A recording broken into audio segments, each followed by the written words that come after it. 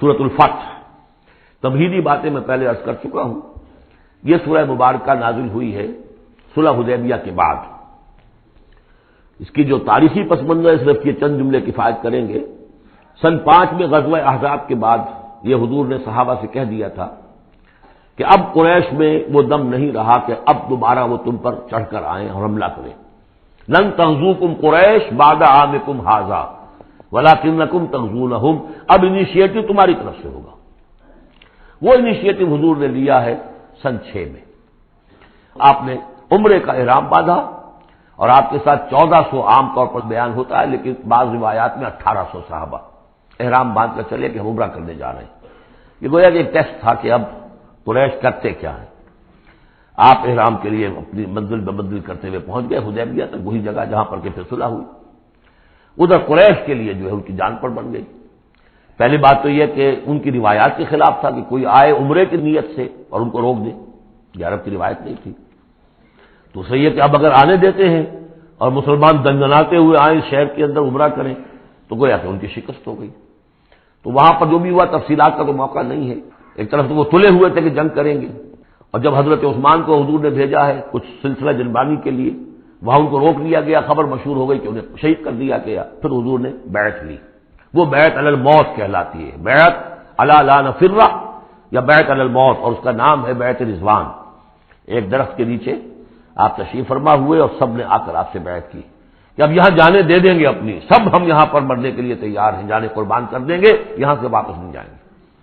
جب وہاں یہ خبریں پہنچی اور انہوں نے کچھ اور اندازہ کر لیا تھا کہ یہ تو بڑے سرفرے لوگ معلوم ہو رہے ہیں, ان میں سے کوئی جو ہے بھاگنے والا نظر نہیں آتا یہاں سے, تو پھر یہ ہے کہ وہ مجبور ہو گئے کہ اب کچھ صلح کریں. پھر صلح ہوئی, صلح حدیبیہ, لیکن وہ بڑی ان ایکول صلح تھی. اس میں مسلمانوں کے لیے ہیوملیشن تھی, اس لیے کہ یہ طے کر لیا گیا اس میں کہ اگر کوئی مسلمان مدینے سے واپس آئے مکے تو اسے مکے والے واپس نہیں کریں گے, لیکن اگر کوئی مکے سے مدینے جائے گا تو واپس کرنا ہوگا. اور وہاں پر ہو بھی گیا. ابو جندل صحابی تھے جن کو کہ اسی نے جو کہ وہاں سے صلح کے لیے گشت و شریک کرنے کے لیے آیا تھا, سہیل بن عمرو, اس کا ہی بیٹا عین اس وقت وہ پہنچ گیا, لیکن صلح کے وہ کاغذات لکھے جا چکے تھے. اس نے معاملہ بچایا. مسلمانوں مجھے پھر قصائیوں کے حوالے کر رہے. حضور نے فرمایا کہ ابو جندل تم صبر کرو, جو وعدہ ہم کر چکے ہیں اس کی پابندی کرنی ہے. بہرحال اس کو حضور نے, اگرچہ صحابہ تو اس درجے دلگیر تھے کہ ہم یہ دم کر صلح کیوں کر رہے ہیں. حضرت عمر رضی اللہ تعالیٰ عنہ سے تو بہرحال یہ بھی کہہ دیجئے کہ زیادہ قرب جو انہیں حاصل تھا حضور سے, اس کی بنا پر ان کی یہ ہمت ہو گئی کہ آپ نے وہ سوال جواب بھی کر لیا جس پر آپ پھر ساری عمر پچھتاتے رہے. کہ آپ نے پوچھا کہ کیا ہم حق پر نہیں ہیں؟ حضور نے فرمایا ہاں ہم حق پر ہیں. کیا آپ اللہ کے رسول نہیں ہیں؟ آپ نے مسکرا کر جواب دیا ہاں میں اللہ کا رسول ہوں. تو پھر ہم یہ کیوں دم کر صلح کر رہے ہیں؟ آپ نے فرمایا کہ میں وہی کر رہا ہوں جو اللہ نے مجھے حکم دیا. بس اتنی سی بات تھی جس پر ساری عمر پچھتائے. لیکن یہ بات حضرت علی نے بھی کر دی اس درجے میں کہ جب وہ صلح نامہ لکھا گیا, حضور ڈکٹیٹ کرا رہے تھے, حضرت علی کاتب سے لکھ رہے تھے, تو اب حضور نے فرمایا یہ صلح نامہ ہے, لکھو محمد رسول اللہ اور قریش کے مابین. وہ سہیل بن عمرو نے اعتراض کر دیا کہ نہیں, یہ اگر ہم اس پہ لکھیں گے ظاہر بات ہے صلح نامے پر تو دونوں فریقوں کے دستخط ہوتے ہیں, تو میں دستخط کروں گا تو میں تو آپ کو اللہ کا رسول نہیں مانتا, ورنہ اس عبارت کی روح سے جب اس کے نیچے میرا بھی دستخط آئیں گے تو وہ میں نے مان لیا. تو حضور نے اس پر بھی مسکرا کر کہا کہ تم مانو نہ مانو میں اللہ کا رسول ہوں, لیکن اے علی مٹا دو یہ رسول اللہ کے لفظ, مٹا دو وہاں سے, لکھ دو یہ معاہدہ ہے محمد ابن عبداللہ اور قریش کے مابین. حضرت علی نے کہا کہ حضور یہ میں نہیں کر سکتا, میں اپنے ہاتھ سے آپ کے نام کے ساتھ لکھے ہوئے الفاظ. اب دیکھیے اگرچہ حکم تو یہ ہے کہ الامر فوق الادب, لیکن یہ کہ یہ جو بھی کچھ ہوا ہے تو یہ ہوا غیرت دینی, حمیت دینی کی وجہ سے. حضرت علی نے بھی کیا, حضرت عمر نے بھی کیا, دونوں کے طرز عمل میں کوئی فرق نہیں. لیکن بہرحال اس کے بعد جو ہے صلح ہوئی ہے, اور مسلمانوں کے دل اگرچہ اس پہ بہت ہی رنجیدہ تھے, اور یہ بات بھی بڑی عجیب تھی کہ وہیں احرام کھول دیے گئے, وہیں قربانی کے جانور جو ہیں. تو اب اس پر جو ہے یہ آیت سورت اتری ہے, اور پہلا لفظ یہ ہے انا فتحنا لک فتحا مبینا, مسلمانوں کی دلجوئی کے لیے کہ تم جسے سمجھ رہے ہو کہ دب کر صلح کی ہے, حقیقت حال کے اعتبار سے تو ہے محمد ہم نے آپ کو بڑی روشن فتح عطا فرمائی. آج ہم اسے انٹرپریٹ کر سکتے ہیں روشن فتح کس اعتبار سے کہ ٹریٹی کے معنی یہ ہے کہ مصالحت یا صلح ہوتی ہے دو فریقوں کے درمیان جو ایک دوسرے کو ریکگنائز کریں. اس کا مطلب یہ ہے کہ قریش نے ریکگنائز کر لیا کہ Muhammad is a power to reckon with, اور یہ بہت بڑی بات ہے، قریش نے تسلیم کیا، اور تسلیم کرنا جو ہے یہ اللہ تعالیٰ کی طرف سے فتح عظیم ہے۔ انا فتحنا لک فتحا مبینا لیغفر لک اللہ ما تقدم من ذنبک وما تاخر۔ اب دیکھیے یہ ذنب کا لفظ یہاں پھر دوبارہ آ گیا، تاکہ اللہ تعالیٰ بخش دے آپ کو جو پچھلے ہوئی آپ کی کوئی کوتاہیاں یا گناہ یا جو بعد میں ہوئی، وَيُتِمَّ نِعْمَتَهُ جو پیچھے رہے گناہ ان کو بھی بخش دے، وَيُتِمَّ نِعْمَتَهُ عَلَيْكَ اور تاکہ اللہ تعالیٰ اپنی نعمت کا اتمام فرما دے آپ پر، وَيَهْدِيَكَ صِرَاطًا مُسْتَقِيمًا اور آپ کو ہدایت دے سیدھے راہ کی طرف۔ اب یہ ہے پھر ایک اشکال پیدا ہوتا ہے کہ حضور صلی اللہ علیہ وسلم تو پہلے ہی سیدھی راہ پر ہیں، پھر یہ کہ تمام اہل ایمان حضور کے ساتھ سیدھی راہ پر چلے آ رہے ہیں، اور سیدھی راہ پر چلتے ہوئے اب اہل ایمان کو بھی، حضرت ابوبکر کو بھی آپ کے ساتھ چلتے ہوئے کتنے برس ہو گئے؟ 18 برس ہو گئے، تو اب ان کے معنی کیا ہو گئے؟ تو اس پہ بہت سی بحثیں ہیں، یہ تو اب میں تفصیل میں نہیں جا سکتا۔ میری توجہ وہی ہے جو میں اس سے پہلے سورہ محمد میں کر چکا ہوں ضم کی، کہ یہ جو جد و جہد ہوئی ہے اس میں اگر کہیں کوئی خامی کوتاہی کسی کی طرف سے ہوئی ہے، چاہے وہ کسی اور مسلمان کی طرف سے ہوئی ہے، صاحب ایمان کی طرف سے ہوئی ہے، غلطی ہوئی ہے، خطا ہوئی ہے، ان سب کی اب اللہ تعالیٰ تلافی فرما دے گا۔ یہ فتح مبین جو ہے وہ ان سب کو کور کر جائے گی، اور یہدیہ کا صراط مستقیم، اب آپ کی یہ جوہر بالکل سیدھی تیر کی طرح اپنے ہدف کی طرف بڑھے گی۔ اب اس میں کوئی جو ہے تزلزل نہیں ہوگا، بلکہ آپ کی یہ جد و جہد، اللہ کے دین کی اقامت کی جد و جہد اور اللہ کی حکومت قائم کرنے کی جد و جہد جو ہے سیدھی اپنے ہدف کی طرف بڑھتی چلی جائے گی۔ چنانچہ یتم نعمتہ وہ تو ہم پڑھ چکے ہیں، الیوم اکملت لکم دینکم واتممت علیکم نعمتی ورضیت لکم الاسلام دینا۔ تو دین کا اتمام ایک تو اس شکل میں کہ قرآن میں دین مکمل ہو جائے، شریعت پوری ہو گئی، لیکن اس سے تکمیل نہیں ہوتی اس معنی میں جب تک اس کی ایک عملی ڈیمانسٹریشن بھی مکمل نہ ہو۔ عملی ڈیمانسٹریشن مکمل ہوتی ہے جب اللہ کی حکومت بالفعل قائم ہو جائے۔ تو اتمام نعمت جو ہے وہ صرف کتاب کے اندر اس شریعت کا پورا بیان ہو جانا اور نظام کا آ جانا، اس سے وہ اتمام تمام و کمال نہیں ہوتا جب تک کہ اس کا ایک نمونہ جو ہے، اس کی ایک صورت لوگوں کے سامنے نہ آ جائے، آئیڈیل فارم اس کی جو ہے وہ سامنے نہ آ جائے، اس کا نمونہ سامنے آ جائے۔ تو اس کے لیے ضروری ہے کہ اب یہ جد و جہد آپ کی جو ہے سیدھی اب تیز رفتاری کے ساتھ اپنے اصل ہدف یعنی اظہار دین لیظہرہ علی الدین کلہ، اور یہ آیت آ جائے گی اس سورہ مبارکہ کے آخر میں بھی کہ ہم نے بھیجا ہی آپ کو ہے محمد اس لیے ہے کہ آپ اللہ کے دین کو غالب کریں۔ تو وہ اللہ کے دین کے غلبے کی جد و جہد اب تیر کی طرح سیدھی جائے گی۔ اللہ نے ساری اگلی پچھلی اگر کوئی اس میں کمیاں کوتاہیاں رہ گئی ہیں کسی کی طرف سے آپ کے ساتھیوں میں سے، ان سب کی تلافی کے لیے یہ فتح مبین آپ کو عطا کر دی۔ وَيَنْصُرَكَ اللَّهُ نَصْرًا عَزِيزًا اور اللہ آپ کی مدد کرے گا، ایسی مدد کہ جس کے لیے کوئی شکست نہ ہو، بڑی زبردست مدد۔ هُوَ الَّذِي أَنزَلَ السَّكِينَةَ فِي قُلُوبِ الْمُؤْمِنِينَ لِيَزْدَادُوا إِيمَانًا مَعَ إِيمَانِهِمْ، وہی ہے کہ جس نے اہل ایمان کے دلوں میں سکینت نازل کر دی تاکہ ان کے ایمان میں اور اضافہ ہو جائے، تاکہ وہ اور اضافہ کر لیں اپنے ایمان میں، جتنا ایمان ہے اس سے اور بڑھ کر۔ وَلِلَّهِ جُنُودُ السَّمَاوَاتِ وَالْأَرْضِ، اب ظاہر بات ہے کہ اس میں ایک تو کیفیت یہ تھی کہ جو انہیں سکون حاصل تھا کہ وہ تیار تھے سب اپنی جانیں دینے کے لیے، اس کے لیے بھی ایک سکون قلب کے اندر اللہ تعالیٰ نے ان کے پیدا کیا تھا، تبھی تو وہ اس کے لیے آمادہ ہوئے۔ پھر یہ کہ ان کے اندر نظم اور ضبط کا یہ عالم کہ کوئی ایک شخص بھی حق میں نہیں تھا کہ یہ صلح یہاں اس وقت ہو، لیکن محمد رسول اللہ ان کی اطاعت اس کا سب سے بڑا ٹیسٹ وہاں ہوا ہے۔ اور یہ بات جو میں کہہ رہا ہوں شاید بعض حضرات کو عجیب لگی، کوئی ایک شخص بھی نہیں تھا اس کے حق میں۔ اس کی دلیل کیا ہے؟ اس کی دلیل یہ ہے کہ جب حضور نے جب صلح ہو گئی مکمل، آپ نے فرمایا مسلمان اٹھو، احرام کھول دو اور یہی قربانیاں دے دو۔ کوئی نہیں اٹھا، ایک بھی نہیں اٹھا۔ دوسری مرتبہ کہا آپ نے اٹھو بھائی، اب ہو گیا بات، بس جو ہو گئی ہوگی، اب یہی احرام کھول دو، کوئی نہیں اٹھا۔ تیسری دفعہ کوئی نہیں اٹھا۔ آپ دلگیر ہو کر، دل گرفتہ ہو کر اپنے خیمے میں چلے گئے۔ ام سلمہ رضی اللہ تعالیٰ عنہ ام المومنین آپ کے ساتھ تھی، ان سے جا کر کہا میں نے 3 مرتبہ مسلمانوں سے کہا ہے کہ اٹھو اور احرام کھول دو، کوئی نہیں اٹھ رہا۔ انہوں نے کہا، مشورہ دیا کہ آپ کسی سے کچھ نہ کہیں، اپنی زبان سے کچھ نہ کہیں، آپ اپنا احرام کھول دیجیے۔ بس آپ آئے باہر، آپ نے قربانی دی، احرام کھول دیا، اس پر اب سب اٹھ گئے۔ یعنی اصل میں وہ سب کے سب منتظر تھے کہ کیا حضور ہمارا امتحان لے رہے ہیں، یہ کوئی ٹیسٹ ہو رہا ہے، کیا ہو رہا ہے، یا حالت منتظر شاید کوئی نئی صورت پیدا ہو جائے، شاید حالات بدل جائیں۔ لیکن ان کے لیے یہ بڑی انہونی سی بات تھی کہ عمرے کی نیت کر کے ہم نے احرام باندھا ہوا، یہاں کیسے کھول دے رہا ہوں؟ لیکن بہرحال وہ صرف ایک توقف جو تھا وہ اسی درجے میں تھا کہ شاید کوئی نئی صورت پیدا ہو جائے، لیکن اس سے ظاہر ہو رہا ہے کہ سب کے دل جو ہے وہ اس صلح کے حق میں نہیں تھے، وہ تو چاہ رہے تھے کہ اب ہمیں موقع ملے اور ہم یہاں جنگ ہو اور اللہ کے دین کو ہم غالب کریں۔ هو الذي انزل السکینۃ فی قلوب المؤمنین لیزدادوا ایمانا مع ایمانہم وللہ جنود السماوات والارض، اور تمام آسمانوں اور زمین کے لشکر تو اللہ ہی کے ہیں۔ وکان اللہ علیما حکیما، اللہ سب کو جاننے والا اور کمال حکمت والا ہے۔ لیدخل المؤمنین والمؤمنات جنات تجری من تحتها الانہار خالدین فیہا، تاکہ وہ داخل کرے اہل ایمان مردوں اور عورتوں کو ان باغات میں جن کے دامن میں ندیاں بہتی ہوں گی، جن میں وہ ہمیشہ ہمیشہ رہیں گے۔ وَيُكَفِّرْ عَنْهُمْ سَيِّئَاتِهِمْ، اور دور کر دے ان سے ان کی برائیوں کو۔ وَكَانَ ذَلِكَ عِندَ اللَّهِ فَوْزًا عَظِيمًا، اور یقیناً یہی شے ہے اللہ کے نزدیک بڑی کامیابی ہے۔ وَيُعَذِّبُ الْمُنَافِقِينَ وَالْمُنَافِقَاتِ وَالْمُشْرِكِينَ وَالْمُشْرِكَاتِ الظَّانِّينَ بِاللَّهِ ظَنَّ السَّوْءِ، یہ الفاظ بہت مشابہ ہیں سورہ احزاب کی آخری آیات کے، اور سورہ احزاب جو ہے آپ کو معلوم ہے سن 5 میں نازل ہوئی اور یہ سن 6 میں نازل ہو رہی ہے، تو زمانہ جو ہے قریب کا ہے۔ اور اللہ سزا دے اور عذاب دے منافق مردوں اور منافق عورتوں کو، اور مشرک مردوں اور مشرک عورتوں کو، کہ جو اللہ کے بارے میں بہت برے گمان رکھتے ہیں۔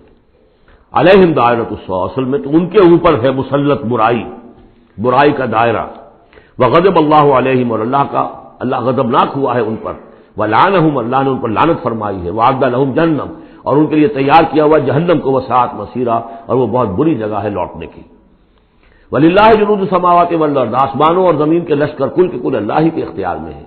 وکان اللہ عزیزا حکیما، اللہ زبردست ہے اور حکیم ہے۔ پہلے آیا تھا علیما حکیما، اب عزیزا حکیما۔ انا ارسلناک شاہدا ومبشرا ونذیرا، اے نبی ہم نے بھیجا ہے آپ کو شاہد بنا کر، وہی شاہد گواہی دینے والا۔ یہاں اپنے قول اور اپنے عمل سے اللہ کے دین کی گواہی دی۔ قیامت میں کھڑے ہو کر عدالت میں پروزیکیوشن وٹنس کی حیثیت سے کہیں گے اے اللہ تیرا دین جو مجھ تک آیا تھا میں نے پہنچا دیا تھا، اب یہ ان کے ذمے ہے۔ فکیف اذا جئنا من کل امۃ بشہید وجئنا بک علی ہؤلاء شہیدا، ہم نے آپ کو بھیجا ہے گواہ بنا کر اور بشارت دینے والا بنا کر اور خبردار کرنے والا بنا کر، لتؤمنوا باللہ ورسولہ، تاکہ اے مسلمانوں تم ایمان رکھو اللہ پر اور اس کے رسول پر، وتعزروہ وتوقروہ، اور اللہ کے رسول کی تو تم مدد بھی کرو اور ان کی تعظیم کرو، توقیر کرو، وتسبحوہ بکرۃ واصیلا، اور اللہ کی تم تسبیح کرو صبح شام۔ یہاں دیکھیں اس آیت میں لتؤمنوا باللہ ورسولہ، اللہ اور اس کے رسول دونوں پر ایمان رکھو، پھر رسول کے لیے وتعزروہ وتوقروہ، اور اللہ کے لیے وتسبحوہ بکرۃ واصیلا، اس کی تسبیح بیان کرو صبح شام۔ ان الذین یبایعونک انما یبایعون اللہ، یقیناً وہ لوگ جو اے نبی آپ سے بیعت کر رہے ہیں وہ حقیقت میں اللہ سے بیعت کر رہے ہیں۔ ید اللہ فوق ایدیہم، اللہ کا ہاتھ ان کے ہاتھوں کے اوپر ہے۔ فمن نکث فانما ینکث الی نفسہ، تو جو کوئی بھی اس بیعت کی خلاف ورزی کرے گا، اس کو توڑے گا، اس کا سارا وبال اسی کے اوپر ہوگا۔ ومن اوفی بما عاہد علیہ اللہ، اور جو پورا کر دے گا اس معاہدے کو جو اللہ سے کر رہا ہے، فسیؤتیہ اجرا عظیما، تو اللہ تعالیٰ اسے اجر عظیم عطا فرمائے گا۔ اس آیت کو اچھی طرح سمجھ لیجئے اور اس کا تعلق جوڑ لیجئے جو سورہ توبہ کی آیت نمبر 111 تھی۔ ان اللہ اشتری من المؤمنین انفسهم واموالهم بان لهم الجنہ یقاتلون فی سبیل اللہ فیقتلون ویقتلون وعدا علیہ حقا فی التوراۃ والانجیل والقرآن ومن اوفی بعہدہ من اللہ فاستبشروا ببیعکم الذی بایعتم بہ، اللہ نے اہل ایمان سے ان کی جانیں اور مال خرید لی ہے جنت کے عوض۔ یہ جو خرید و فروخت ہو گئی ہے یہ بیع ہو گئی ہے، بیع و شرع ہو گئی ہے۔ فاستبشروا ببیعکم الذی بایعتم بہ، خوشیاں مناؤ، جشن مناؤ اس بیع پر، اس سودے پر جو تم نے کیا ہے، اس سے بہتر سودا کوئی نہیں۔ اچھا یہ بیع تو ہوئی بندے اور اللہ کے مابین۔ فرض کیجئے میں بیعت کر رہا ہوں، اے اللہ میں اپنی جان مال تیرے حوالے کرتا ہوں، لیکن اللہ کے اور میرے درمیان تو غیب کا پردہ ہے۔ یہ کیسے، کس کو دوں یہ جان اور مال؟ کس کے حکم پر دوں؟ کس کے کہنے پر دوں؟ کہاں مال خرچ کروں؟ ظاہر بات ہے کہ اس کے لیے کوئی انسان، اب وہ انسان اس وقت ہے محمد الرسول اللہ صلی اللہ علیہ وسلم، بیع اللہ سے بیعت محمد سے۔ محمد اللہ کے رسول ہیں، وہ بتائیں گے کہ اس طرح مال خرچ کرو، اس طرح جان لگاؤ، یہ وقت آ گیا ہے جان لے کر میدان میں آ جاؤ، جان ہتھیلی پر رکھ کو میدان میں آ جاؤ۔ لہذا جو بیع اللہ سے ہوئی ہے، ان اللہ اشتری من المؤمنین انفسهم واموالهم بان لهم الجنہ، اس کے لیے بیعت محمد رسول اللہ سے ہو رہی ہے۔ اور یہ عرب میں رواج تھا کہ جب وہ کوئی سودا کرتے تھے پھر وہ مصافحہ کرتے تھے، ہاتھ ملاتے تھے، ہاتھ جب ملا لیا اب وہ جو سودا ہے پکا ہو گیا، اب پیچھے نہیں جا سکتے آپ۔ جب تک مصافحہ نہیں ہوتا اس وقت تک آدمی کوئی اس میں تبدیلی کر سکتا ہے، لیکن مصافحہ جو ہے وہ پختگی کے لیے۔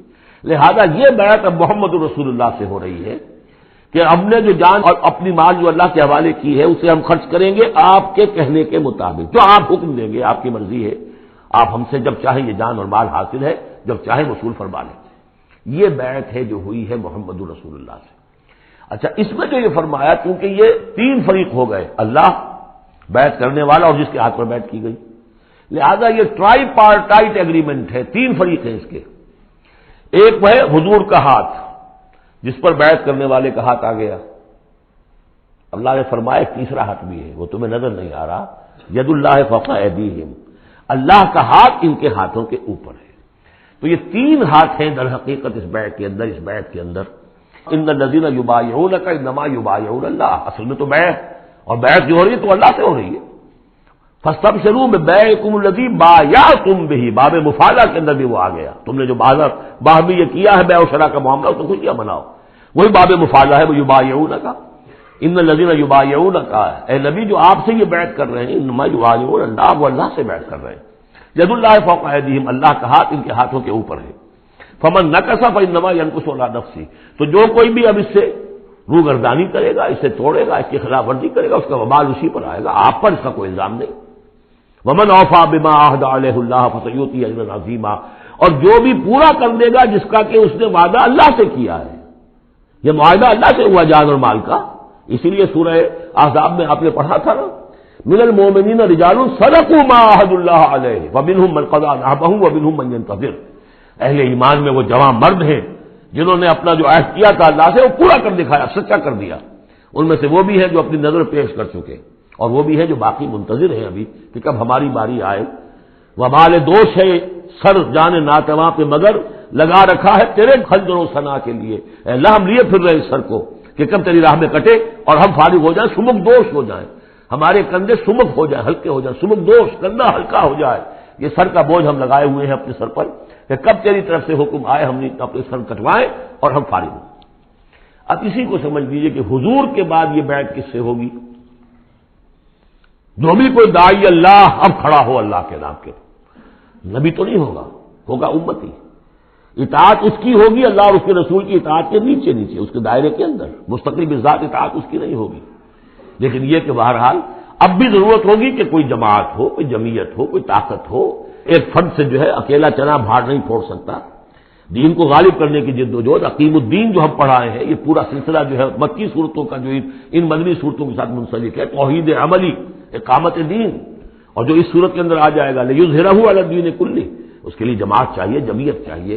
تو اب بھی کوئی اللہ کا بندہ ہوگا، آپ اسے ٹھوک بجا کر دیکھ لیں، اطمینان دیکھیں، سلوک دیکھیں، اس کی رائے کیا ہے، وہ کیا سمجھتا ہے، اگر وہ دین سے بھی واقف ہے، اگر وہ یہ کہ زمانے کے حالات سے بھی واقف ہے، اس کی شخصیت کو دیکھیے، اس کے ماحول کو دیکھیے، اگر آپ کا دل گواہی دے کہ یہ کوئی بہروپیہ نہیں ہے، یہ واقعتاً سنسیئر آدمی ہے، خلوص کے ساتھ اس کے ہاتھ میں ہاتھ دے کر بیٹھ کے ساتھ چلیے۔ یہی طریقہ مسنون اور منصوص ہے، یہی ایک طریقہ ہے جس کا قرآن مجید میں، یعنی نصوص کسے کہتے ہیں؟ نصوص قرآنی، نصوص حدیث، حدیث میں بھی ذکر ہے تو بیعت کا ہے۔ باقی اور کوئی طریقہ جماعت سازی کا مسنون نہیں ہے، مباح وہ بھی ہے، جو بھی طریقہ اختیار کر لیا مباح ہے، حرام نہیں ہے۔ ممبرشپ ہے، ممبرشپ سے پھر امیر کا منتخب کرنا ہے، 2 سال 4 سال کے بعد پھر انتخاب، ٹھیک ہے، کوئی شے حرام نہیں ہے جب تک کہ اس کی حرمت کے لیے کوئی دلیل نہ ہو۔ لیکن مسنون اور منصوص اور معصور، 3 الفاظ۔ نصوص قرآن و سنت میں جس کا تذکرہ ہے وہ بیعت ہے۔ جو مسنون ہے پوری زندگی حضور کی جو ہے اس میں کتنی بیعتیں ہوئی ہیں، بیعت عقبہ اولیٰ، بیعت عقبہ ثانیہ، بیعت رضوان، اور پھر یہ کہ نحن الذین بایعوا محمدا علی الجہاد ما بقینا ابدا۔ جب غزوہ احزاب میں جب وہ خندق کھودی جا رہی تھی تو یہ شعر پڑھ رہے تھے صحابہ کرام، ہم ہیں وہ لوگ کہ جنہوں نے محمد سے بیعت کی ہے جہاد کی، اب یہ جہاد جاری رہے گا جب تک جان میں جان ہے۔ یہ ہے ساری زندگی میں آپ کی بیعت کا نظام تھا. اس کے بعد خلافت ہوئی تو بیعت پر ہوئی. حضرت ابو بکر سے بیعت، عمر سے بیعت، مشورہ علیحدہ بات ہے. جب طے ہو گیا کہ اب یہ ہو گیا تو بیعت. پھر خلافت میں کچھ غلط رخ پیدا ہو رہا تھا. حضرت حسین رضی اللہ تعالیٰ عنہ اور حضرت عبداللہ ابن زبیر رضی اللہ تعالیٰ عنہما یہ کھڑے ہوئے تو جنہوں نے جمعیت بنائی بیعت کی بنیاد پر بنائی. یہ دوسری بات ہے کہ جو کوفی تھے انہوں نے جو بیعت کی تھی حضرت حسین سے وہ توڑ دی انہوں نے. فمن نکث فإنما ينكث على نفسه. اس کے بعد ہمارے ہاں اگر کوئی سلسلہ بنا ہے ارشاد کا، تزکیہ نفس کا، صوفیاء کا، وہ بھی بیعت. بادشاہ ہوتے تھے تو بیعت. پچھلی صدی میں جتنے جہاد ہوئے، ہمارے ہاں سب سے بڑا جہاد ہوا پچھلی صدی کا، 19ویں صدی عیسوی کا. سید احمد بریلوی رحمۃ اللہ علیہ اور شاہ اسماعیل شہید رحمۃ اللہ علیہ، ان لوگوں کا جو بیعت کی بنیاد پر جماعت تھی، کوئی اور بنیاد جماعت سازی کی نہیں. مہدی سوڈانی نے جہاد کیا انگریزوں کے خلاف بیعت کی بنیاد پر. سنوسی نے جہاد کیا اطالویوں کے خلاف بیعت کی بنیاد پر. تو یہ بیعت کا لفظ جو یہاں آیا ہے اس کو اچھی طرح سمجھ لیجیے. یہ جان لیجئے کہ یہ جو دوسرا رکوع ہے اس سورہ مبارکہ کا، اور اس کے بعد تیسرا رکوع اور چوتھا رکوع جو ہے، ان میں بھی تقدیم و تاخیر ہے. یہ جو پہلے رکوع کا مضمون ہے یہ جا کر ملے گا اب تیسرے کے ساتھ، اور بعد میں یہ نازل ہوا ہے کہ یہ جو دوسرے رکوع میں آیتیں آ رہی ہیں.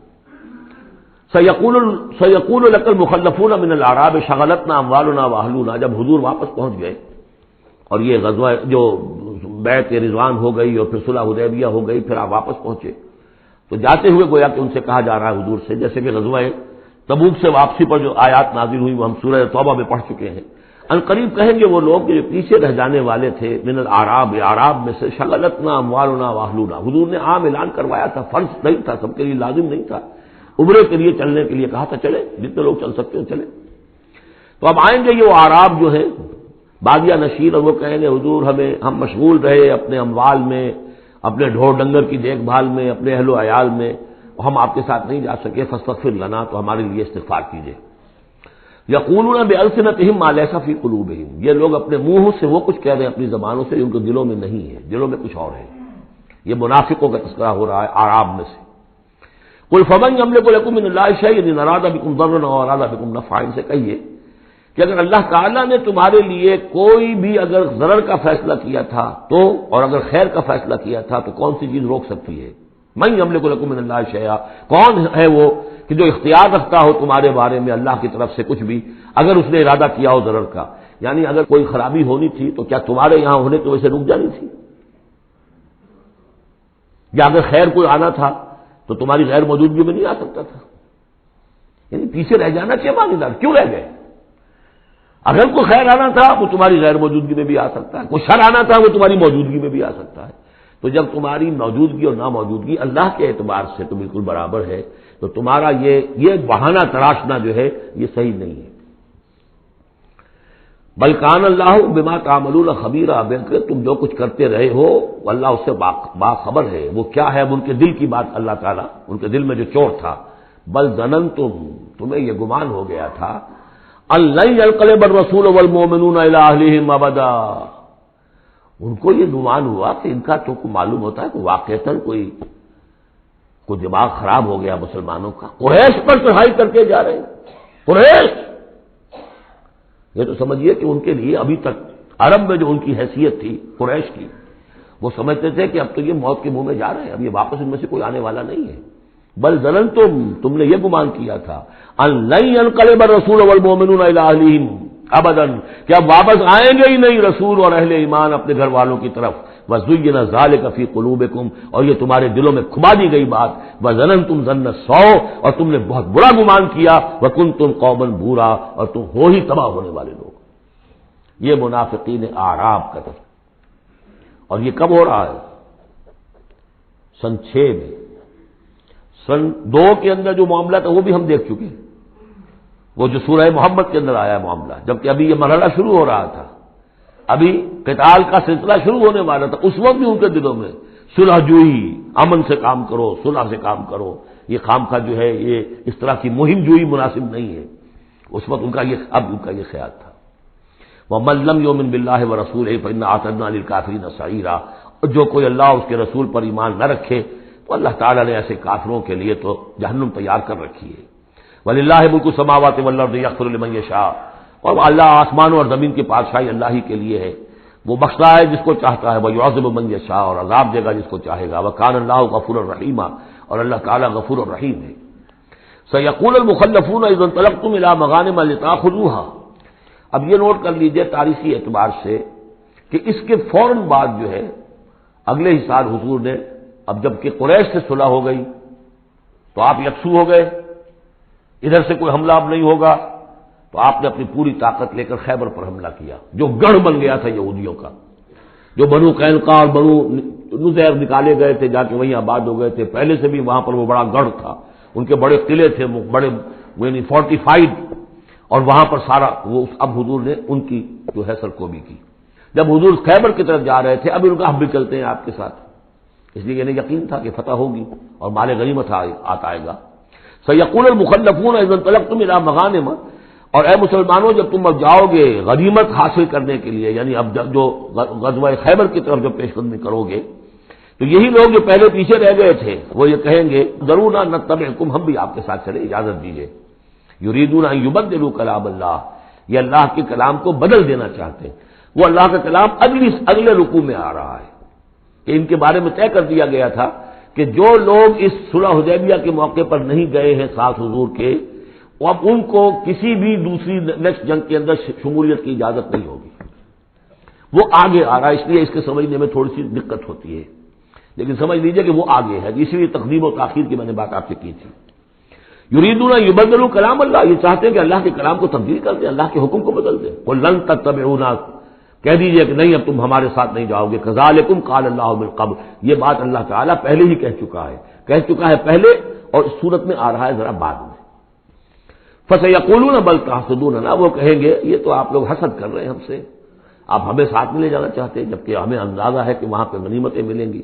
بل کانوا لا یفقہون الا قلیلا، حقیقت یہ ہے کہ یہ فہم بھی نہیں رکھتے، تفقہ ہی نہیں رکھتے مگر بہت ہی تھوڑی۔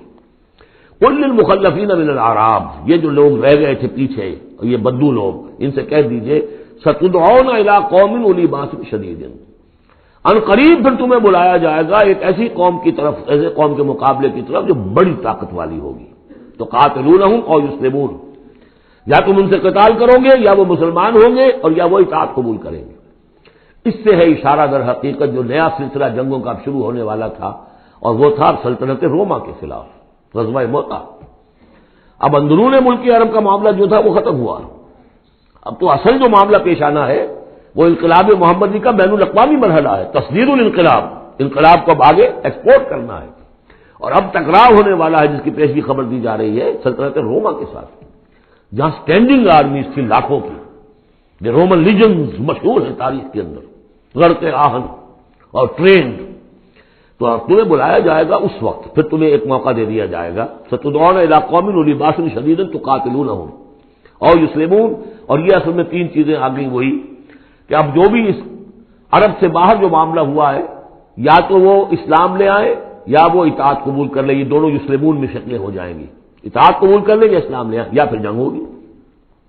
فَإِن تُطِيعُوا يُؤْتِكُمُ اللَّهُ أَجْرًا حَسَنًا، اگر اس وقت تم اطاعت کرو گے اللہ کے رسول کی، ان کے ساتھ جاؤ گے تو اللہ تعالیٰ جو ہے تمہیں اجر حسنہ دے گا۔ وَإِن تَتَوَلَّوْا كَمَا تَوَلَّيْتُم مِّن قَبْلُ، اور اگر تمہیں اسی طرح پیٹ دکھا دی جیسے کہ پہلے پیٹ دکھائی تھی، يُعَذِّبْكُمْ عَذَابًا أَلِيمًا، تو اللہ تعالیٰ عذاب علیم دے گا تمہیں۔ لَيْسَ عَلَى الْأَعْمَىٰ حَرَجٌ، ہاں اگر کوئی اندھا ہے تو اس پر کوئی الزام نہیں ہے، کوئی تنگی نہیں ہے، وہ اگر نہیں گیا کوئی بات نہیں۔ وَلَا عَلَى الْأَعْرَجِ حَرَجٌ، نہ کوئی لنگڑا ہے تو اس کے لیے بھی نہیں ہے۔ وَلَا عَلَى الْمَرِيضِ حَرَجٌ، اسی طریقے سے کوئی بیمار ہے تو اس پر بھی کوئی اس کی باس پرس نہیں ہے۔ وَمَن يُطِعِ اللَّهَ وَرَسُولَهُ يُدْخِلْهُ جَنَّاتٍ تَجْرِی مِن تحتہا الْأَنْہَارُ، اور جو اللہ تعالیٰ اور اس کے رسول کی اطاعت کرے گا اللہ تعالیٰ اس کو داخل کرے گا ان باغات میں جن کے دامن میں ندیاں بہتی ہوں گی۔ وَمَن يَتَوَلَّ، اور جو کوئی پلٹ جائے پیٹھ موڑ لے، يُعَذِّبْهُ عَذَابًا أَلِيمًا، اللہ تعالیٰ اسے عذاب علیم دردناک عذاب دے گا۔ اب اس کے بعد یہ پہلے رکوع والا مضمون جو بیعت کا مضمون چل رہا تھا وہی بیعت کا مضمون اب آگے یہاں چل رہا ہے، یہ بیچ والا جو ہے دوسرے رکوع کا مضمون یہ اس کے بعد کا تھا، پہلے آ گیا۔ وہاں جو فرمایا تھا کہ ان الذین یبایعونک انما یبایعون اللہ، اب آگے چلیے، لقد رضی اللہ عن المؤمنین اذ یبایعونک تحت الشجرہ، اللہ راضی ہو گیا ان اہل ایمان سے جو آپ سے بیعت کر رہے تھے درخت کے نیچے۔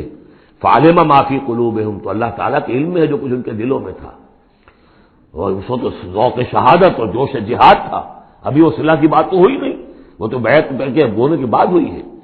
فانزل سکینت علیہم، اللہ نے ان پر سکینت، سکون، اطمینان نازل کر دیا۔ واصابہم فتح قریبا، اور انہیں فتح جو نہیں بہت قریب، وہ فتح قریب وہی ہے، انا فتحنا لک فتحا مبینا، اس صلح کو کہا گیا کہ فوری طور پر انہیں فتح مل گئی۔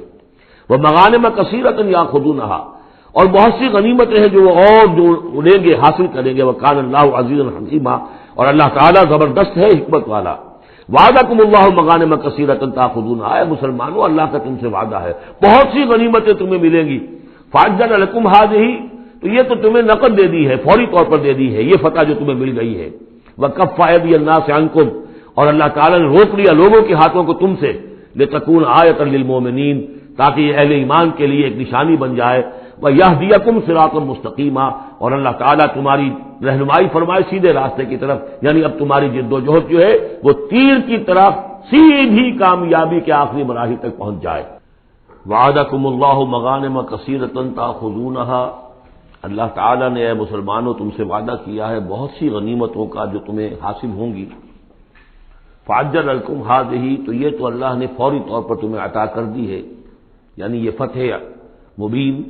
وکف ایدی الناس عنکم، اور لوگوں کے ہاتھ تمہاری جانب سے روک لیے، یعنی جنگ اگر ہوتی ظاہر بات ہے کہ قریش بھی پھر اگر اس میں اپنی قوت کا مظاہرہ کرتے تو کچھ نہ کچھ نقصان تو مسلمانوں کا بھی ہوتا۔ کف ایدی الناس عنکم، ان کے ہاتھ باندھ لیے اور روک لیے اللہ نے تم سے۔ وَلِتَكُونَ آیَةً لِّلْمُؤْمِنِينَ، اور تاکہ اہل ایمان کے لیے ایک نشانی بن جائے۔ وَيَهْدِيَكُمْ صِرَاطًا مُسْتَقِيمًا، اور اللہ تعالیٰ اب تمہیں سیدھی راہ پر گامزن کر دے، یعنی تمہاری جد و جہد کو، اجتماعی جو جد و جہد ہے تمہاری، اسے براہ راست تیر کی طرح سیدھا اب اس کے آخری ہدف اور منزل مقصود تک پہنچا دے۔ وَأُخْرَىٰ لَمْ تَقْدِرُوا عَلَيْهَا، اور کچھ اور بھی فتحیں ہیں جن کا ابھی تک تمہیں جس پر قدرت حاصل نہیں ہوئی ہے۔ قد احاط اللہ بہا، اللہ تعالیٰ ان کا بھی احاطہ کیے ہوئے ہیں، یعنی یہ کہ اس کے فوراً بعد تمہیں فتح ملے گی جو کہ خیبر کی ہوگی، کیونکہ یہ اس جو رکوع ہم نے دوسرا پڑھائے ہیں، تیسرا اس سے پہلے نازل ہوا ہے، اور یہ کہ پھر فتح مکہ ہونے والی ہے۔ اللہ تعالیٰ نے یہ تمام فتوحات جو اللہ کے تو علم میں ہے، اللہ نے ان کا احاطہ کیا ہوا ہے۔ وَكَانَ اللَّهُ عَلَىٰ كُلِّ شَيْءٍ قَدِيرًا، اللہ ہر چیز پر قادر ہے۔ وَلَوْ قَاتَلَكُمُ الَّذِينَ كَفَرُوا لَوَلَّوُا الْأَدْبَارَ، اور اگر یہ کافر یعنی قریش مکہ تم سے جنگ کرتے تو لازماً پیٹ دکھا دیتے، پیٹ پھیر جاتے۔ ثم لا یجدون ولیا ولا نصیرا، اور پھر نہ پاتے اپنے لیے کوئی حمایتی، کوئی مددگار۔ سنت اللہ التی قد خلت من قبل، یہ اللہ کی وہ سنت ہے، اس کا دستور ہے، اس کا قانون ہے کہ جو پہلے سے چلا آ رہا ہے، یعنی یہ کہ اللہ تعالیٰ اپنے رسولوں کی مدد کرتا ہے۔ تو اب رسول کے ساتھ اگر وہ جنگ پر آمادہ ہو گئے ہوتے تو یقیناً ان کو پیٹھ دکھانی پڑتی اور شکست ان کا مقدر بنتی۔ سنت اللہ التی قد خلت من قبل ولن تجد سنت اللہ تبدیلا، اور نہیں پاؤ گے تم اللہ کی سنت اور اللہ کے دستور میں کوئی تبدیلی۔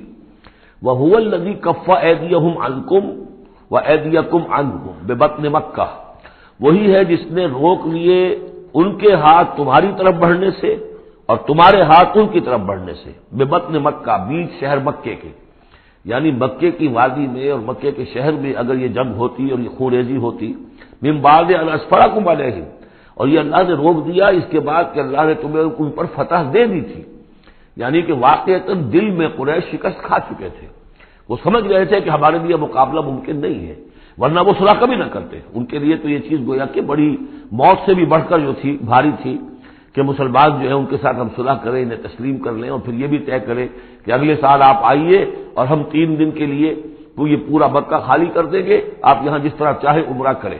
یہ شرط بھی اس میں شامل تھی اگلے سال، لیکن اس سال آپ کو جانا پڑے گا، ہماری ناک جو ہے اتنی نہ کٹے کہ اسی سال آپ عمرہ کر لیں، لیکن یہ ہے کہ بہرحال آئندہ آپ آئیں گے۔ تو اس کے بعد کہ اللہ نے تمہیں ان پر فتح دے دی تھی۔ وَكَانَ اللَّهُ بِمَا تَعْمَلُونَ بَصِيرًا، اور جو کچھ تم کر رہے ہو اللہ اسے دیکھ رہا ہے۔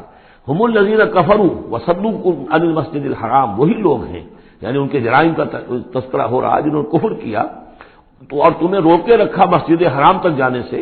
وَالْهَدْيَ مَعْكُوفًا أَن يَبْلُغَ مَحِلَّهُ، اور ہدی کے جو جانور لے کے گئے تھے مسلمان احرام کے ساتھ ساتھ، وہ ہدی کے جانور تھے کہ کعبے کے لیے نیاز کے یہ جانور ہیں، وہ رکے ہوئے تھے کہ وہ اپنی اصل جگہ پر یبلغ محلہ، کہ اس کا اصل مقام تو یہ تھا کہ کعبے جائیں، وہاں پر ان کا چڑھاوا چڑھایا جائے اور ان کو قربانی دی جائے، لیکن یہ کہ وہ رکے ہوئے تھے۔ کہ وہاں تک نہیں پہنچ سکتے تھے، لیکن یہ اللہ نے کیوں ہاتھ روک لیے، ان کے ہاتھ تم سے، تمہارے ہاتھ ان سے کیوں روک لیے، جنگ کیوں نہیں ہونے دی، اس کی حکمت اب آ رہی ہے۔ وَلَوْلَا رِجَالٌ مُؤْمِنُونَ وَنِسَاءٌ مُؤْمِنَاتٌ، اگر نہ ہوتے مرد مومن اور عورتیں مومنات، لم تعلموہم، جنہیں تم نہیں جانتے تھے، ان تطؤوہم، اندیشہ تھا کہ تم انہیں بھی پیس ڈالتے۔ یعنی جب جنگ ہوتی ہے، بھٹی گرم ہو جاتی ہے، اس وقت تو تحقیق و تفتیش مشکل ہوتی ہے۔ اب وہ مسلمان کے جو ہجرت نہیں کر سکے، ان میں ضعفاء بھی تھے، ان میں مریض بھی تھے، ان میں عورتیں بھی تھیں جن کے لیے ممکن ہی نہیں تھا، جیسا کہ ہم سورہ نساء میں پڑھ چکے ہیں کہ جن کے لیے بالکل ممکن ہی نہیں تھا، اللہ تعالیٰ نے ان کو معاف کر دیا تھا، ہجرت نہیں کر رہے تب بھی اللہ ان سے مواخذہ نہیں کرے گا۔ تو اب وہ لوگ بھی موجود تھے مکے کے اندر، اب اگر یہ چکی چلتی تو پھر تو یہ پیس ڈالتی ان کو بھی۔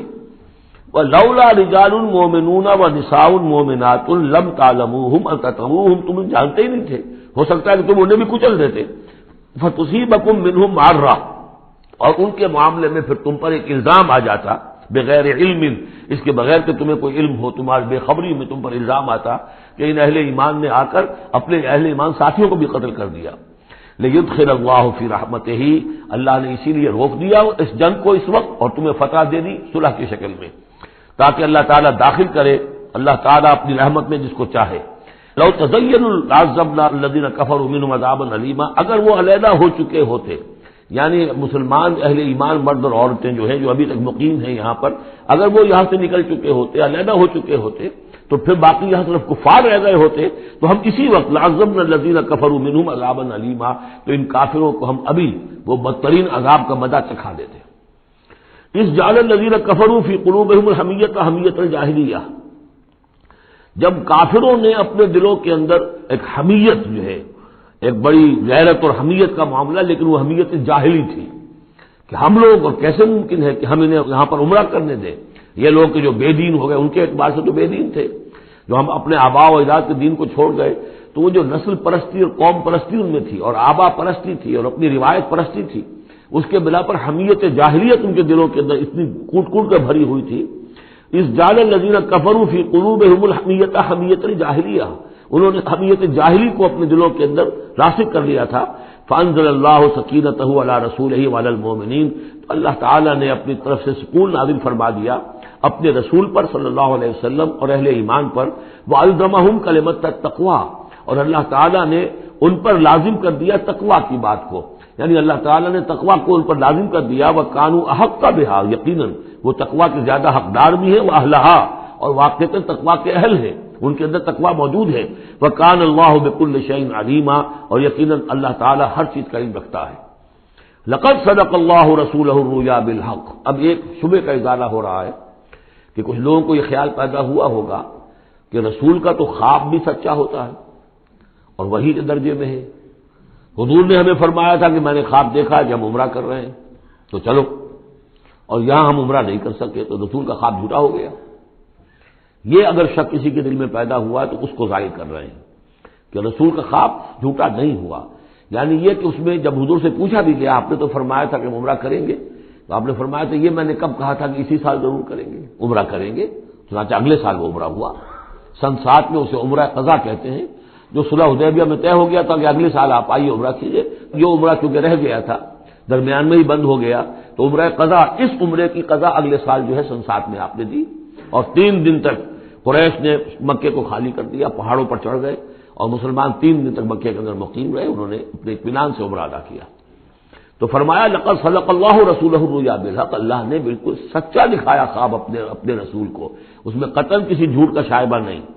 لتدخلن المسجد الحرام ان شاء اللہ آمنین محلقین رؤوسکم ومقصرین لا تخافون، تم اے مسلمانوں لازماً داخل ہوگے مسجد حرام میں انشاءاللہ پورے امن کے ساتھ، آمنین بے کھٹکے، محلقین رؤوسکم ومقصرین، اپنے سروں کو حلق بھی کراؤ گے اور قصر بھی کراؤ گے، سر منڈوا دینا احرام کھولتے ہوئے یہ گویا کہ حلق ہے، اور چھوٹے بال کر دینا یہ قصر ہے۔ تو محلقین رؤوسکم ومقصرین لا تخافون، اور تمہیں کوئی اندیشہ نہیں ہوگا، یعنی جو ہو گیا اگلے سال کہ بالکل مکہ خالی، کوئی اندیشہ نہیں، کوئی مٹ بھیڑ نہیں، کسی طرف سے کوئی تانا نہیں، کوئی بری بات بھی سننے میں نہیں آئی، اور وہ سب لوگ جو ہیں وہ رہے اپنے پہاڑوں کے اوپر۔ فعلم ما لم تعلموا، تو اللہ جانتا ہے جو تم نہیں جانتے، فجعل من دون ذلك فتحا قریبا، تو اس کے بعد اللہ تعالی نے ایک بڑی فتح رکھی ہے قریب، یعنی یہ کہ اس کے فوراً بعد اس سے ورے، اس لیے کہ اس عمرہ قضا سے پہلے فتح خیبر ہوئی ہے، اور بہت جو مغانم کا تذکرہ ہو رہا ہے اس میں جو غنیمت آئی ہے بہت نمایاں، وہ غزوہ خیبر کی ہے۔ ایک تو یہ کہ یہودیوں کا گڑھ تھا، بہت مالدار تھے، پھر یہاں سے جو گئے تھے 2 قبیلے نکل کر گئے تھے، وہ بھی اکثر ان میں سے وہیں آباد ہو گئے تھے، تو وہ ان کی بڑی جمعیت تھی وہاں پر، اور یہودی ویسے مالدار ہوتے ہیں، تو وہاں پہ جو غنیمت ملی ہے مسلمانوں کو، اس کے طرف اشارہ ہو رہا ہے اللہ تعالیٰ نے اس سے پہلے کہ تم عمرہ قضا ادا کرو، اور جب تم داخل ہوگے مسجد حرام، اس سے پہلے جو ہے اللہ تعالیٰ تمہیں فتح دے گا، نصیب کرے گا۔ اب وہ آیت آ گئی، هو الذی ارسل رسولہ بالہدی ودین الحق لیظہرہ علی الدین کلہ، یعنی یہ جو سلسلہ اب جا رہا ہے، صراط مستقیم، سیدھا راستہ، کس منزل کی طرف جا رہا ہے؟ دنیا میں مسلمانوں تمہاری جد و جہد کی منزل کیا ہے؟ اللہ کے دین کا غلبہ، اس لیے کہ ہم نے اپنے رسول کو بھیجا ہی اس کام کے لیے۔ یہ سورہ توبہ میں آیت ہم پڑھ چکے ہیں، فرق صرف یہ ہے کہ وہاں پر تھا هو الذی ارسل رسولہ بالہدی ودین الحق لیظہرہ علی الدین کلہ ولو کرہ المشرکون، یہاں آخری حصہ ہے وکفی باللہ شہیدا، لیکن سورہ توبہ والی آیت جوں کی تم پھر سورہ صف میں آ جائے گی، وہ بھی اب زیادہ دور نہیں رہی ہے، وہ بھی ہم جلدی پڑھیں گے۔ تو اللہ نے تو بھیجا ہے اپنے رسول کو صلی اللہ علیہ وسلم الہدا دے کر، یعنی قرآن حکیم جو ہدایت کاملہ ہے، نو انسان را پیام آخری حامل او رحمت للعالمین، هو الذی ارسل رسولہ بالہدی ودین الحق، اور دین حق دے کر بھیجا ہے۔ یہ دین کی بات کیجئے، اب دیکھیے الدین، ان اقیم الدین، اللہ کے دین کو قائم کرو۔ ام لہم شرکاء شرعوا لہم من الدین ما لم یأذن بہ اللہ، کیا ان کے شریکوں نے بھی کوئی دین دیا ہے انہیں؟ اللہ نے انہیں دین حق دیا ہے، اور دین حق اس لیے دیا ہے کہ اسے غالب کرے کل کے پورے نظام زندگی کے اوپر، پورے نظام زندگی پر۔ وہی ہے جس نے بھیجا ہے اپنے رسول کو صلی اللہ علیہ وسلم بالہدا، ہدایت دے کر، قرآن دے کر، ودین الحق، اور سچا دین، حق دین، عادلانہ نظام زندگی دے کر، لیظہرہ علی الدین کلہ، تاکہ وہ غالب کرے اسے کل کے کل نظام زندگی پر، وکفی باللہ شہیدا، اور کافی ہے اللہ مدد کے لیے۔ عام طور پر ترجمہ یہاں پر گواہ کا کیا گیا ہے، آپ نے دیکھا ہوگا، لیکن یہاں اس لفظ شہید کا مطلب جو مدد کے ہے۔ اس کے لیے یہ کہ نوٹ کیجئے جو سورہ بقرہ کے 30 رکوع میں آیا تھا، فَإِن كُنتُمْ فِي رَيْبٍ مِّمَّا نَزَّلْنَا عَلَىٰ عَبْدِنَا فَأْتُوا بِسُورَةٍ مِّن مِّثْلِهِ وَادْعُوا شُهَدَاءَكُم مِّن دُونِ اللَّهِ إِن كُنتُمْ صَادِقِينَ، بلا لو اپنے مددگاروں کو اللہ کے سوا اگر تم سچے ہو۔ تو چونکہ اصل میں شہیدہ کے معنی تو ہے حاضر ہونا، شہیدہ یشہدو، کسی کی موجودگی اور حاضری، جو موجود ہوتا ہے وقوع پر وہی صحیح گواہی دینے کا اہل ہے، اس لیے اس کے معنی گواہی کے پیدا ہو گئے، اور جو موجود ہو وہی آپ کی مدد بھی کر سکتا ہے، اس لیے اس کے معنی مددگار کے بھی ہیں۔ آپ کا کوئی دوست ہے، بڑا آپ کا بہی خواہ ہے، لیکن جب آپ پر کچھ ستم ہو رہا تھا، ظلم ہو رہا تھا، زیادتی ہو رہی تھی، وہ موجود ہی نہیں تھا بیچارہ، وہ کیا کرے گا؟ آپ کی مدد نہیں کر سکتا۔ تو مددگار بھی معنی ہے لفظ شہید کے۔ وَكَفَى بِاللَّهِ شَهِيدًا، اللہ کافی ہے مددگار کی حیثیت سے۔ محمد الرسول اللہ والذین معہ، یہ وہ جماعت ہے جو اس بیعت کی بنیاد پر وجود میں آئی ہے۔ نوٹ کر لیجیے اس بات کو، یہ بیعت کے تذکرے کے ساتھ اب یہ آیت آ رہی ہے۔ محمد الرسول اللہ صلی اللہ علیہ وسلم ایک بیعت تو وہ لیتے تھے کہ جو کوئی ایمان لاتا تھا، ایمان کی بیعت، لیکن جو آپ نے اہل مکہ سے کبھی نہیں لی، بلکہ وہاں تو جس نے بھی کہہ دیا اشہد ان لا الہ الا اللہ واشہد ان محمد رسول اللہ، کوئی فارمل ڈیکلریشن، کوئی اور اس کے لیے کوئی سمبولک کوئی اقدام نہیں تھا، الا یہ کہ کوئی باہر سے آتا تھا تو بیعت ہوتی تھی۔ اس کے بعد آپ نے بیعت مکے میں 2 لی ہیں، بیعت عقبہ اولیٰ، بیعت عقبہ ثانیہ، اور بیعت عقبہ ثانیہ کی بیعت وہ ہے کہ جس سے اب وہ ایک جماعتی شکل بنی ہے، اس لیے کہ اس کے الفاظ کیا ہیں، متفق علیہ روایت ہے، یہ بخاری اور مسلم دونوں میں، راوی اس کے حضرت عبادہ بن ثابت سے رضی اللہ تعالیٰ عنہ۔ وہ بیعت کیا تھی؟ بایعنا رسول اللہ صلی اللہ علیہ وسلم علی السمع والطاعۃ فی العسر والیسر والمنشط والمکرہ وعلی عصرۃ علینا وعلی لا ننازع الامر اہلہ وعلی ان نقول بالحق اینما کنا لا نخاف فی اللہ لومۃ لائم۔ ہم نے بیعت کی تھی اللہ کے رسول سے کہ آپ کا ہر حکم سنیں گے اور مانیں گے، اطاعت کریں گے، فی العسر والیسر، خواہ مشکل ہو اور خواہ آسانی ہو، والمنشط والمکرہ، خواہ ہماری طبیعت آمادہ ہو، خواہ ہمیں اپنی طبیعتوں پر جبر کرنا پڑے، وعلی اثرۃ علینا، خواہ ہم پر دوسروں کو ترجیح دی جائے، ہم کبھی نہیں کہیں گے کہ ہم آپ کے پرانے ساتھی ہیں، آپ نے بالکل ایک نووارث کو ہمارے اوپر امیر کیسے مقرر کر دیا، نہیں، اٹس یور پریروگیٹو، یہ آپ کا اختیار ہوگا جس کو آپ چاہیں امیر بنائیں۔ وعلی اللہ ننازل امر اہلہ، جنہیں آپ والی امر بنا دیں گے، امیر بنا دیں گے، ان سے بھی ہم جھگڑیں گے نہیں، ان سے تعاون کریں گے، ان کی اطاعت کریں گے۔ جیسے کہ ایک اور حدیث میں حضور نے فرمایا، من اطاعنی فقد اطاع اللہ ومن عصانی فقد عصی اللہ، جس نے میری اطاعت کی اس نے اللہ کی اطاعت کی، اور جس نے میری نافرمانی کی اس نے اللہ کی نافرمانی کی۔ ومن اطاع امیری فقد اطاعنی، جس نے میرے مقرر کردہ امیر کی اطاعت کی اس نے میری اطاعت کی۔ ومن اطاع امیری فقد ومن عصی امیری فقد عصانی، جس نے میرے مقرر کردہ امیر کی نافرمانی کی اس نے میری نافرمانی کی۔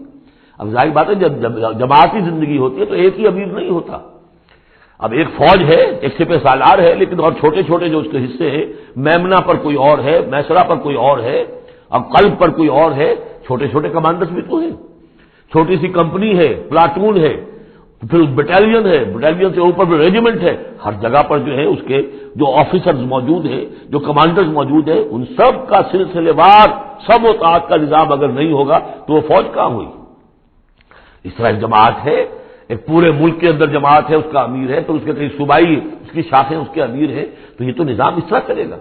تو یہاں پر وعلی ان نقول بالحق اینما کنا، اور آخری بات جو تھی اس بیعت کے اندر کہ ہم جہاں کہیں بھی ہوں گے حق بات ضرور کہیں گے، مشورہ مانگا جائے گا مشورہ دیں گے، we will not hold back our opinions, ہم اپنی رائے دیں گے، حق بات کہیں گے جہاں کہیں ہوں گے، لیکن اس کے بعد جو فیصلہ ہوگا فیضا عذاب الامر، جیسا کہ ہم پڑھ چکے ہیں، جب فیصلہ ہو جائے تو پھر یہ کہ اللہ اور اس کے رسول کی اطاعت لازم ہے۔ تو فرمایا یہ محمد رسول اللہ والذین معہ کی جو جماعت بنی ہے اس شکل میں، اس قتال کے مرحلے کے شروع ہونے سے پہلے منہج انقلاب نبوی میں اقدام کا مرحلہ جب آیا ہے، پیسو ریزسٹنس جب ایکٹیو ریزسٹنس میں چینج ہو رہی ہے، تو اب وہ ایک نظم جماعت کی شکل ہے، اور وہ بیعت عقبہ ثانیہ کی بنیاد پر وجود میں آیا۔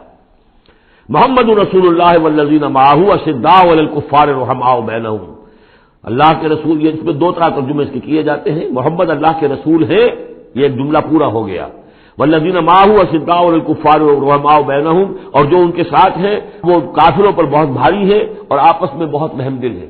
اور ایک ترجمہ یہ بھی ہے کہ محمد رسول اللہ والذین معہ، یہ سب مل کر مبتدا بنی، اللہ کے رسول محمد اور جو ان کے ساتھ ہیں ان سب کی شان یہ ہے کہ اشداء علی الکفار رحماء بینہم، وہ کفار کے حق میں بڑے سخت ہیں لیکن آپس میں بہت رحم دل ہے، رحیم ہے، شفیق ہے۔ یہ ہم پڑھ چکے ہیں سورہ مائدہ میں بھی، اذلۃ علی المؤمنین اعزۃ علی الکافرین، اہل ایمان کے حق میں وہ بہت ہی نرم خو ہو، حلقہ یاراں تو بریشم کی طرح نرم، رزم حق و باطل ہو تو فولاد ہے مومن۔ یہ شان جو ہے بندہ مومن کی قرآن مجید میں دو جگہ آئی ہے۔ تراہم رکعا سجدا یبتغون فضلا من اللہ ورضوانا، تم دیکھو گے ان کو کبھی سجدے میں گرے ہوئے ہوں گے اور کبھی رکوع کر رہے ہوں گے، وہ اپنے رب کے فضل کے متلاشی رہتے ہیں ہر دم ہر آن، اور اللہ کی رضا چاہتے ہیں۔ سیماہم فی وجوہہم من اثر السجود، اور ان کی جو نشانی ہے وہ ان کے چہروں میں جو اثرات پیدا ہوتے ہیں سجدے سے۔ سجدے سے عام طور پر تو خیال یہ ہوتا ہے کہ یہی جو گھٹا پڑ جاتا ہے یہی سجدے کا نشان ہے، لیکن اس کے علاوہ بھی نمازیوں کے چہرے میں ان کی نماز کی ایک کیفیت ہوتی ہے، نورانیت ہوتی ہے کہ جو ان کے چہروں کے اندر موجود ہوتی ہے۔ ذالک مثلہم فی التوراۃ، یہ ہے ان کی مثال اور تمثیل جو تورات میں آئی تھی، وہ مثلہم فی الانجیل، اور انجیل میں جو ان کی مثال دی گئی تھی وہ یہ ہے کزرع اخرج شطأہ، جیسے ایک کھیتی وہ اپنا پٹھا نکالتی ہے، فآزرہ، پھر اسے گاڑھا کرتی ہے، فاستغلظ، اور فاستوى، اس کو مضبوط کرتی ہے اور پھر اسے گاڑھا کرتی ہے، فاستوى علی سوقہ، پھر اپنی نال پر کھڑی ہو جاتی ہے۔ چھوٹی سی کوئی کوپل پھوٹتی ہے، پھر وہ بڑھتی ہے، نرم سی ہے، پھر ذرا اس کا جو تنا بنتا ہے وہ اس کے اوپر پھر کھڑی ہو جاتی ہے سیدھی۔ یہ جس طریقے سے درجہ بدرجہ یہ جو زراعت ہو رہی ہے، یہ کھیتی ہو رہی ہے، اس کا نتیجہ کیا نکلتا ہے؟ یعجب الزراع، جو زراعت کرنے والا ہے، جو کاشتکار ہے اسے بڑی بھلی لگتی ہے، آیا آج دیکھا اپنی کھیتی کو اپج آئی ہے، نکل آئی ہے، اس کے بعد یہ کہ بڑھ رہی ہے، پک رہی ہے، اب کھیتی لہرا رہی ہے، اس کے اوپر سٹے آ گئے ہیں۔ یعجب الزراع لیغیظ بہم الکفار، تاکہ اس سے دل جلے کافروں کا۔ اب یہاں اس سے واضح ہو گیا یہاں زراع کون ہے؟ یہ کھیتی صحابہ کرام کی کھیتی ہے جو پھل رہی ہے، پھول رہی ہے، اور اس کا کاشتکار کون ہے؟ محمد الرسول اللہ صلی اللہ علیہ وسلم۔ تب حضور کے ساتھ آپ کو معلوم ہے کہ جب انتقال ہوا ہے ابو طالب کا تو وہ مشکل 125 آدمی تھے، 150 آدمی تھے. آپ کی ایسی پوزیشن بھی نہیں تھی کہ اپنے بل پر مکے میں رہ سکتے، اسی لیے طائف گئے تھے. کوئی آلٹرنیٹ بیس مل جائے میں وہاں منتقل کر دوں اپنی اس دعوت کا اور اپنی اس تحریک کا مرکز. لیکن یہ کہ وہاں سے خالی ہاتھ آنا پڑا. تو ایک وہ دور تھا کہ جس میں پھر ایک مشرک کی امان لے کر مکے میں داخل ہو سکے، مطعم بن عدی کی. آج ایک دور یہ ہے کہ 1400 یا 1800 آدمی جو ہیں وہ بیعت موت کی ہے انہوں نے، اور ان کو اس پر جو ہے ملال ہے کہ دم کر صلح کیوں کی ہے. ان کی جو حمیت ایمانی ہے، غیرت ایمانی ہے، وہ ملال اس پر ہے. وہ جان بچنے کی کوئی خوشی نہیں ہے انہیں. وہ تو کہے کہ ہم نے دم کر کیوں صلح کرے، ہم اپنی جانیں دینے کے لیے تیار ہیں. کھیتی جو ہے اوپر چل رہی ہے. تو فرمایا کزرع اخرج شطأہ فآزرہ فاستغلظ فاستوى على سوقه يعجب الزراع ليغيظ بهم الكفار وعد الله الذين آمنوا وعملوا الصالحات منهم مغفرة واجرا عظيما. اللہ نے وعدہ کیا ہے ان لوگوں سے جو ایمان لائے اور نیک عمل کیے، ان میں سے جو واقعتاً جنہوں نے ایمان اور عمل صالح کا حق ادا کر دیا کہ ان کے لیے مغفرت بھی، اجر عظیم بھی ہے. یہاں جو مولانا عثمانی صاحب نے حاشیہ لکھا ہے مجھے بہت پسند آیا کہ اگرچہ حضور کے سارے ساتھی جو ہیں وہ سب کے سب وہی تھے کہ جو ایمان اور عمل صالح کا حق ادا کر چکے تھے، پھر بھی منہم کی ایک قید لگا کر گویا کہ ان کو یہ بات بتا دی گئی ہے کہ اصل معاملہ ہے کہ موت تک انسان قائم رہے اس پر، مبادا بعد میں کہیں کسی کے اندر کوئی تزلزل پیدا ہو جائے. ورنہ یہ کہ اگر کسی کو اس طرح کا یقین دلا دیا جائے تو اس سے تو یہ کہ پھر اطمینان پیدا ہو جائے گا. ہونا یہ چاہیے کہ آخری وقت تک ڈرتا رہے آدمی، بین الخوف والرجا کی کیفیت رہے کہ کہیں ایسا نہ ہو کہ میں پھر کہیں آج جس مقام پر اللہ نے مجھے پہنچا دیا ہے کہیں پاؤں پھسل جائے. مغفرت و اجر عظیم کا اللہ نے وعدہ فرمایا. بارک اللہ لی و لکم فی القرآن العظیم و نفعنی و ایاکم بالآیات و ذکر الحکیم.